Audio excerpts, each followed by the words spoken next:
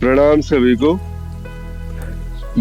आज की जिस विषय पे बात होनी है, जिस संदर्भ में बात होनी है, ये बात वैसे बहुत सारे साधकों के मन में भी रहती है कि कौन से रिश्ते ज्यादा बेहतर होते हैं अगर देखा जाए तो, सांसारिक रिश्ते या फिर एक आध्यात्मिक रिश्ता। साधक के जीवन में कई बार ऐसे ऐसे पड़ाव आते हैं, ऐसे ऐसे क्षण आते हैं जहां पर उसको लगने लगता है कि यहाँ पर मेरे संसार में कोई मेरा साथ नहीं दे रहा, कोई मेरे आसपास नहीं है जो मुझे सहारा दे रहा है। बहुत बार क्योंकि एक तरह की सोच नहीं मिलती है ना वहां पर।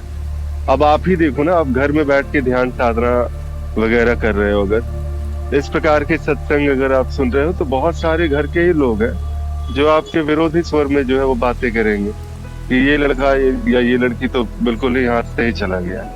अब यहाँ पर इसमें कहीं भी ऐसा लगता है कि ये तो अब सांसारिकता का त्याग ही कर देगा। बात ये नहीं है, बात ये है कि संसार में जितने भी लोग लिप्त हैं, सांसारिक दृष्टि से अगर देखा जाए ना, तो एक आध्यात्मिक जो जीवन होता है वो थोड़ा विचित्र सा नजर आएगा। सांसारिक में जहाँ भोगों को प्राथमिकता दी जाती है, आध्यात्मिक जीवन में वही जो है आध्यात्मिक उन्नति को प्राथमिकता दी जाती है।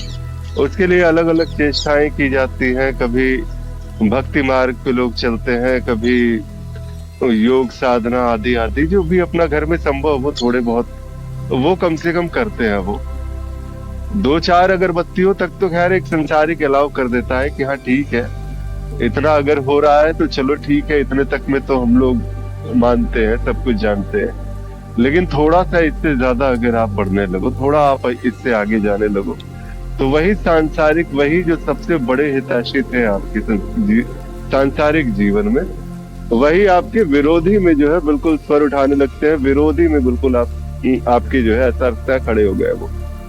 और वो विरोधी स्वर जब उठता है तब जो है आपकी बेचैनी बढ़ती है कि अब जाऊं तो जाऊं कहाँ। तो ये सांसारिक रिश्ते जो है ना, वो जब बिल्कुल ऐसा लगता है कि बंधन हो गया, अब यहाँ से अब मुझे किसी भी प्रकार से निकलना है, तब जो है एक साधक यहाँ पर फिर अलग अलग आश्रमों के आसपास आता है, अलग अलग जो संतों से मिलता है। वहां पर क्या होता है कि वहां पर एक उसके जैसी सोच वाले, उसकी जैसी अवस्थाओं वाले कई सारे साधकों से उसका मिलना होता है। और जब वो इस प्रकार के साधकों से मिल रहा होता है तो फिर वहां पर जो है एक आध्यात्मिक रिश्ता सा बन जाता है। मैं सिर्फ साधक की दृष्टि से अभी मैं बता रहा हूँ कि एक साधक की जो है जिस प्रकार मार्ग में चलता है तो कैसे उसके एक आध्यात्मिक रिश्ते बनते हैं। ये आध्यात्मिक रिश्ता आप सांसारिक दृष्टि से अगर देखेंगे तो बड़ा ही विचित्र सा आपको प्रतीत होगा।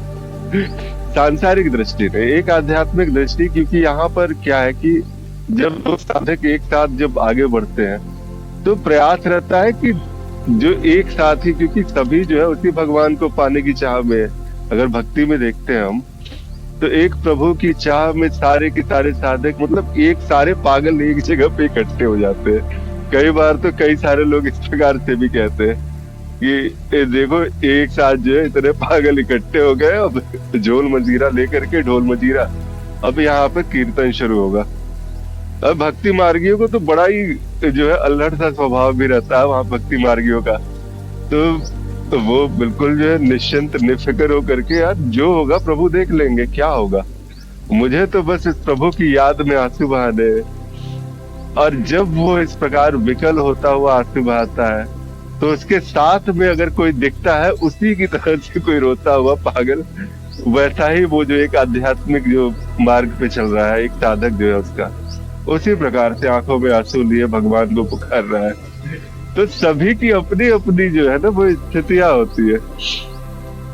और ये बड़ा आनंद का विषय होता है जब एक प्रकार की जो है सोच वाले साधक जब एक जगह इकट्ठा होते हैं और उस प्रभु की याद में जब वो ढोल मजीरे बजते हैं और वो जो कीर्तन, वो झूमना, वो आनंद ही अलग स्तर का होगा। सांसारिक कभी उसको समझ नहीं पाएंगे। सांसारिक दृष्टि से देखा जाएगा तो बहुत पागलपन वो दिखाई देता है। कि क्या पागल की तरह ये लोग बैठे रहते हैं और क्या पागलों की तरह दिन भर प्रभु की बात कौन करता है। आखिर दिन भर प्रभु की बात, आओ तो संसार में देखो तो कितने सुंदर सुंदर भोग है। आओ यहाँ पर स्त्रियां ढूंढो, पुरुष ढूंढो, संसर्ग करो, यही तो करो कम से कम। कितने अच्छे अच्छे सुख है, अच्छे जो है बाहर में मांस मदिरा की दुकानें खुली हुई हैं, क्यों नहीं उसका भोग उठाते हो तुम। सारे भोग उठाओ, सारे सुख भोगो, उसके बाद फिर चलते हैं किसी आध्यात्मिक मार्ग की ओर। ये बहुत तरीके की जो है वो वृत्तियां, क्योंकि सांसारिक जो है वो संसार में ही आसक्त है और वो दूसरों को भी संसार में खींचना चाहेगा। और वहां पर से जो है वो एक कृष्ण की भक्ति में झूमती हुई मीरा भी उसको बर्दाश्त नहीं होगी। अगर उसके सामने में साक्षात जिसे चैतन्य महाप्रभु जैसे लोग भी अगर सामने दिख जाए तो एक घोर सांसारिक जो है वहां भी जो है वो मानेगा नहीं। ऐसा तो नहीं था कि उन्होंने प्रयास नहीं किया होगा।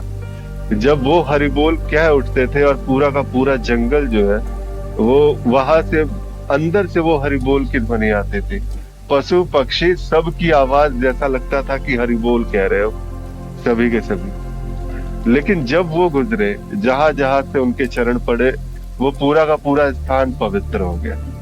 वैसे वैसे लोग भी क्या सबको सुधार पाए क्या? वो आज भी प्रयास करते हैं। आज भी कितने सारे वो इस्कॉन वाले भक्त मंडली, बड़ा सुंदर सा लगता है जब वो दृश्य जाता है सामने से कि विदेशों में भी अगर भारत के धर्म का जो कहते हैं ना, एक धर्म का एक प्रचार हो रहा है, वहां पर एक धर्म की जो बात हो रही है, तो शायद जो है इस प्रकार के ही लोग हैं जिन्होंने अलग जगाई है वहां पे। लेकिन ये सारा का सारा होते हुए भी क्या पूरा का पूरा संसार सुधर गया? वो कभी हो ही नहीं सकता। एक जो प्रभाव है वो युग धर्म का प्रभाव, यहाँ पर जो सांसारिकता का प्रभाव है वो छूटता नहीं है। लोग इसी प्रकार आगे चलते रहते हैं। लेकिन यहाँ पर क्या है ना कि जब हम एक आध्यात्मिक रिश्ता जोड़ लेते हैं, किसी भी साधक के साथ भी जुड़ता है, गुरु के साथ भी जुड़ सकता है आध्यात्मिक रिश्ता। आध्यात्मिक रिश्ते कहने का मतलब है कि अब वही जो है एक प्रकार से परिवार की तरह है। कई बार देखा गया है कि आश्रमों में जब लोग जाते हैं घर परिवार त्याग करके, क्या हुआ, उन्होंने संसार का जो है सांसारिक, क्योंकि वो जो पकड़ थी, बंधन था, वो बेचैन किए देता था।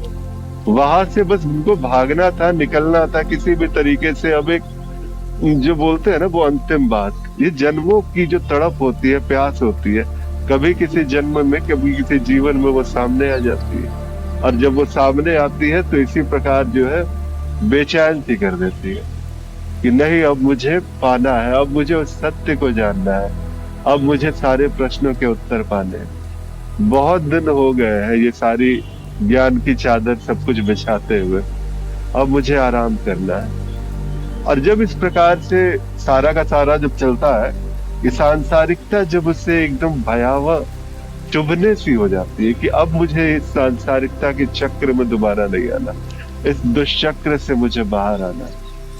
और जब इस प्रकार की बात उसके अंदर उतरती है तो जो उसकी चेष्टाएं होती है वो उसको किसी न किसी आध्यात्मिक रिश्ते जो है वो उसे प्रदान करेगी। ये प्रभु ही करते हैं।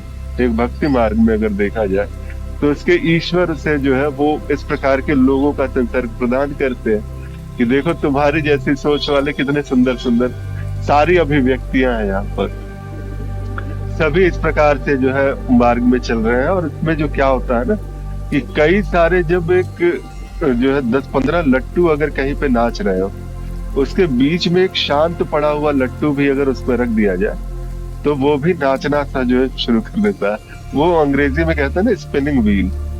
बहुत सारे स्पिनिंग व्हील्स के बीच में एक शांत पड़ा हुआ स्पिनिंग व्हील जो होगा, उसको आप रख दोगे तो वो भी घूमना शुरू कर देगा।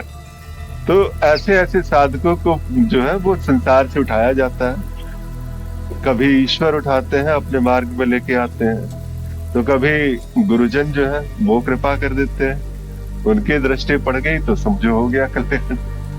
और वो संसार से उठा करके इस आध्यात्मिक मार्ग पर वो लेके आते हैं। आपके अपने गुरु रहे होंगे, आपका अपना मार्ग रहा होगा, आपने खुद का जीवन अगर देखे तो कितने बेचैन हुए होंगे कभी, लेकिन अगर गुरु का सानिध्य मिला तो कितना आराम मिला।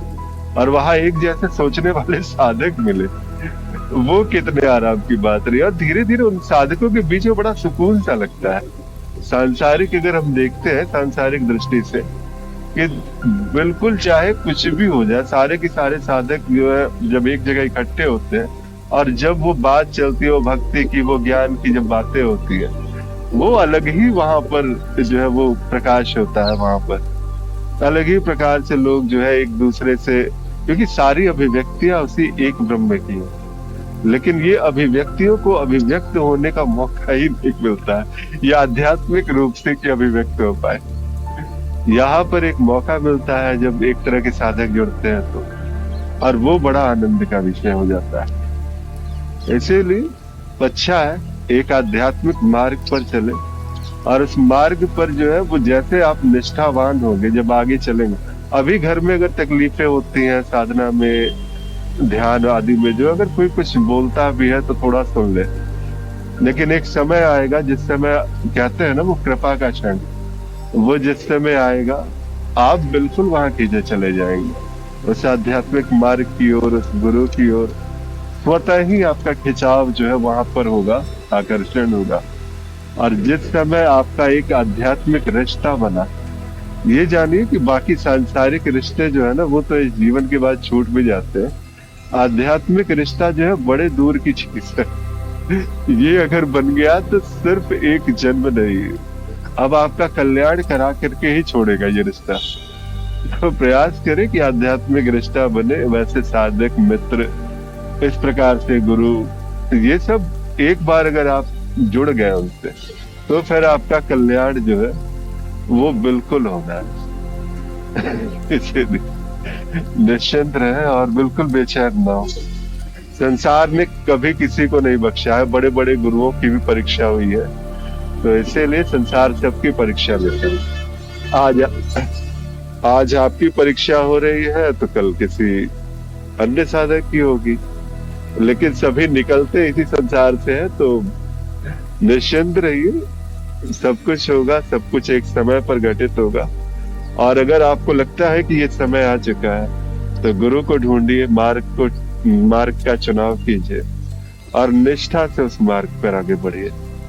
इन सांसारिक रिश्ते में कुछ नहीं रखा। जो बात है, जो कहते हैं ना, जो आनंद है उस आध्यात्मिक रिश्ते में, तो इसीलिए आध्यात्मिक रिश्ता जोड़िए, अन्य साधकों से मिलिए और एक आध्यात्मिक मार्ग पर निष्ठा से बढ़िए। और फिर जो आनंद की लहर उतरेगी वो फिर शब्दों में बयां करने वाली बात नहीं होगी।